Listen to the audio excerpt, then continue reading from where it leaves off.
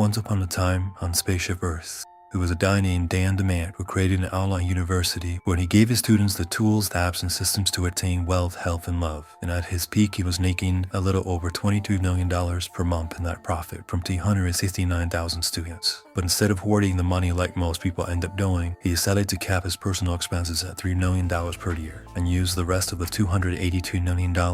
to buy existing businesses and start new ones as well, so that he could provide jobs and part ownership of the businesses for many of his students, as well as bought and built multifamily communities across the world to provide better housing and sustainable rents to many of his students as well. And he also provided hundreds of people with free housing and education and gifted those who graduate $20,000, who then took that money to the bank to give $250,000 just like he taught them. And then they took those funds and deposited it into the tribe's credit union to earn passive income, which increased the credit union's ability to create more money to support the co-ops, who provided everything they needed or wanted, and the tribe lived happily ever after. Now, if you want to make this a reality, then join the LIO University today.